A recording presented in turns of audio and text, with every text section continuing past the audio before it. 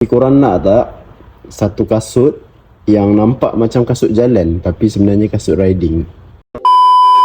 Morning.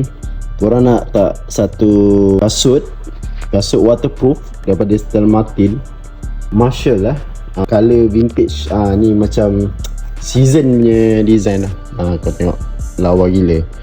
Kasut ni kalau korang bawa masuk mall pun tak nampak macam kasut riding, nampak macam kasut jalan biasa.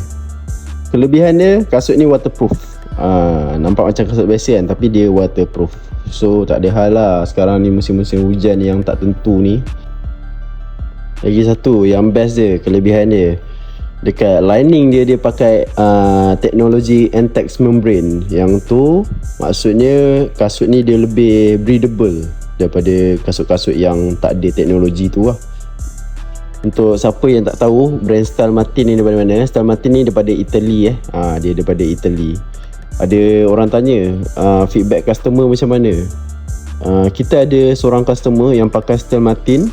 Customer tu dia beli Stella Martin model lain, tapi Stella Martin juga Dia cakap model tu dia dah pakai 4 tahun. Lepas tu dia datang lagi, dia beli model lain sebab dia dah trust dekat brand ni, Stella Martin ni. 4 tahun dia pakai, dia kata masih elok sekarang pun masih elok, cuma dah lagi season so dia nak tukar yang baru. Okay, untuk saiz sekarang kita ada saiz daripada saiz 41 ke 44 lah saiz. Paling kecil saiz 36, sebiji ada 36. Untuk korang yang kaki kecil tu ataupun perempuan sebenarnya boleh juga boleh pakai juga. Tapi korang kena datang test lah, syarat dia tu je. Nak dapatkan kasut ni, nak lagi senang, korang tengok beg kuning je. Tengok beg kuning, settle masalah. Nanti kita settlekan post terus. Biasa kita barang customer kita akan post secepat mungkin. Alright, Stella Martin hanya di Moto Gear.